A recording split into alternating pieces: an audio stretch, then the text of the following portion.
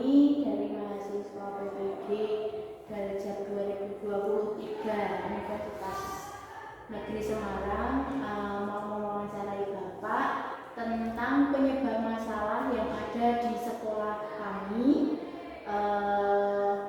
tentang bagaimana pendapat Bapak tentang masalah-masalah itu. Untuk yang pertama, kami mempunyai masalah tentang motivasi belajar anak yang rendah. Bagaimana Bapak? Kalau menurut saya, anak-anak sekarang memang motivasi belajarnya tidak hanya di sekolah ibu-ibu ini, tetapi hampir di semua sekolah. Kalau menurut saya hampir di semua sekolah itu motivasi belajar anak rendah, karena mungkin banyak faktor lah yang menyebabkan itu, banyak faktor. Di antaranya anak-anak itu kadang sekolah hanya rutinitas, hanya sebagai rutinitas. Jadi mereka hanya yang penting berangkat pagi, kemudian wayai pulang ya pulang. Jadi yang niatnya untuk sekolah itu anak-anak itu ya paling hanya beberapa lah. Itu mungkin yang penyebab utama motivasi rendah itu seperti itu, karena niat anak untuk sekolah hanya sebagai rutinitas. Lalu lanjutnya, anak-anak sekarang untuk minat membacanya itu juga rendah Pak. Nah, untuk masalah membaca ini juga jadi hal yang bahkan di tempat kami di SMP juga sama, yang minat baca itu rendah. Anak-anak, satu contoh saja ini, misalkan ada soal panjang, anak-anak cukup biasanya hanya dilihat satu atau dua langsung jawab itu karena memang mungkin pembiasaan, ini butuh pembiasaan. Jadi anak-anak itu kalau dibiasakan mungkin bisa menjadi terbiasa misalkan dengan adanya literasi seperti yang kami terapkan di SMP saya itu. Sekarang diadakan literasi pagi, jadi anak dipaksa untuk membaca, akhirnya ya jadi terbiasa ya, mungkin dari pembiasaan membaca hal-hal yang disukai, karena kalau dipaksa harus baca, misalkan baca yang tidak disukai, pelajaran dan sebagainya, mesti anak sudah malas. Tapi awalnya yang disukai dulu, kemudian dilanjutkan, nanti anak-anak jadi kebiasaan. Memang literasi sangat rendah sekali anak-anak. Itu karena sekarang itu kan anak-anak cenderung sekarang karena dimudahkan dengan teknologi. Jadi mereka mau membaca mau foto golek di Google itu kan sudah ada gitu. Jadi seperti itu mungkin kemungkinan besar kalau menurut saya pribadi seperti itu. Lalu Pak, untuk anak-anak di sekolah kami itu untuk pemahaman soal-soal yang ke soal cerita, lalu mengubahnya menjadi soal matematika, numerasi itu kan masih sangat rendah. Itu menurut Bapak bagaimana? Ya itu tadi, seperti tadi yang saya katakan di awal, karena anak-anak itu literasinya rendah, sehingga ini yang menyebabkan anak itu malas untuk membaca, sehingga padahal dengan membaca, kalau di matematika ya seperti apa yang saya ngajar matematika, itu kan anak harus menggunakan literasi, membaca, memahami, dan gunakan logika. Ketika anak jarang membaca, maka logikanya juga kurang. Tapi dengan banyak membaca, insya Allah logikanya akan lebih bagus. Nah ini karena ya kembali ke awal tadi, karena masalah literasi yang kurang. Menurut saya seperti itu.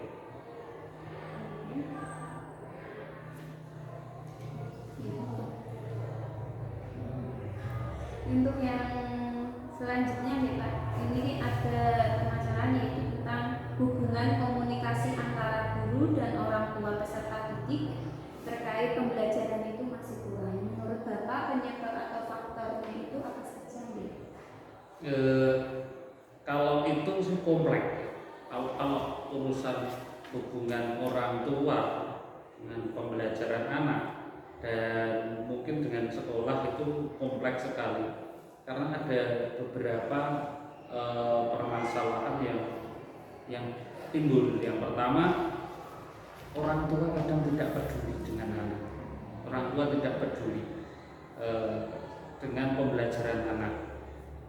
Jadi kadang tidak mengontrol anak. Jadi anak itu ya wis sekolah, yang penting kon sekolah, yang penting dikasih sangu sudah. Banyak yang seperti ini, terutama bagi orang tua yang sibuk bekerja. Ini kadang pengawasan anak kurang. Kemudian yang kedua, karena kadang sekolah juga, mohon maaf ini beberapa sekolah itu kadang juga kurang menjalin dengan orang tua itu masih kurang dekat lah, sehingga kadang anak di sekolah ada masalah ya sudah diamkan saja, tidak menghubungi orang tua atau saja diskusi kan. Harusnya kalau memang ada masalah ya orang tua diajak duduk bareng, ngobrol bersama itu permasalahan apa. Nah ini yang masih jarang dilakukan oleh beberapa sekolah, sehingga orang tua juga kepeduliannya kurang. Kemudian sekolah juga hubungannya dengan orang tua juga kadang paling datang ke sekolah itu kalau ada rapat-rapat saja gitu ya, seperti ini yang kadang menjadi permasalahan di sana, sehingga anak itu kadang tanpa kontrol. Untuk selanjutnya yaitu tentang guru yang belum mengoptimalkan model-model pembelajaran yang inovatif yang sesuai dengan karakteristik materi yang diajarkan di kelas. Itu faktor penyebabnya itu apa saja? Kalau dari saya pribadi itu kadang saya sendiri aja kadang masih kurang berinovasi di dalam kelas. Satu karena pemahaman gitu dengan metode belajar.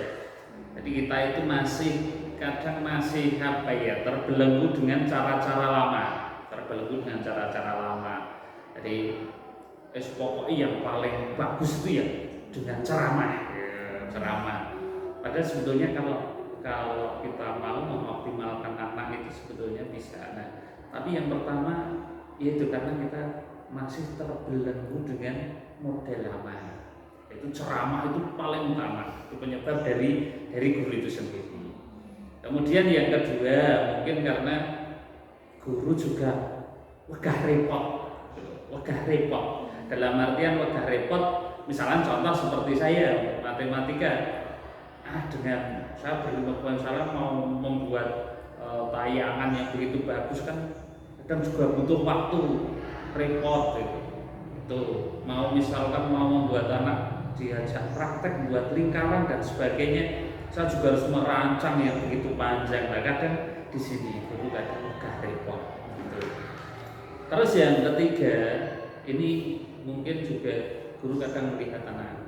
Ketika kita ajak belajar dengan berapa itu kadang anak itu ya semangatnya yang kurang gitu, sehingga anak sendiri kadang diajak bareng itu ada anak yang hanya malas, hanya tidur dan sebagainya itu. Terus masih dari guru kadang kita juga tidak melihat kebutuhan anak. Jadi anak ini kan ada beberapa anak yang mungkin butuh kita awasi betul dan sebagainya. Tapi ya kembali lagi ke awal tadi, wegah repot. Itu mungkin penyebab utamanya kadang guru itu wegah repot itu. Selanjutnya ya Pak, tentang kurangnya pemahaman guru dalam menyusun soal maupun menyajikan pembelajaran yang berbasis coach itu gimana? Nah kalau ini memang satu permasalahan itu guru itu kadang belum bisa memilih mana soal bots dan mana soal sulit. Ini kadang guru ini memberikan soal yang sulit itu dianggap hoax, padahal tidak harus seperti itu, tidak harus seperti itu. Nah ini kadang pemahaman guru tentang soal hoax, sehingga kadang masih untuk memberikan itu guru dewi bingung, mana ini soal hoax atau soal sulit, beda dari yang saya pelajari. Misalkan soal membuat soal hoax itu kan tidak sebetulnya kalau kita mau itu tidak sulit. Satu contoh, kalau di matematika misalkan soal hoax itu sepele. Jadi ada sebuah permasalahan di sana, misalkan ada sebuah tong terus dengan tinggi sekian, jari-jari sekian, anak nanti disuruh mencari berapa lamanya untuk mengisi air ini. Itu sebetulnya sudah hoax kalau kita olah kata-katanya dengan mungkin ukuran yang sederhana sekian, saya dibuat sentinya biar mudah, tong ya dikira-kira itu sebetulnya sudah jadi hoax. Tetapi kadang banyak yang Bapak Ibu pemahaman soal hoax itu pokoknya hampir semuanya ya hoax gitu. Padahal kan tidak harus itu. Nah ini pemahaman Bapak Ibu guru yang kadang belum tahu mana yang hoax dan mana yang sejenis itu yang sulit seperti itu. Selanjutnya tentang guru yang masih belum optimal dalam memanfaatkan TK untuk dalam pembelajaran itu, Pak, karena harus terus menyesuaikan dengan karakteristik anak. Oke, kalau ini sih banyak karena satu mungkin fasilitas sekolah. Kalau menggunakan TK itu kadang fasilitas sekolah yang pertama.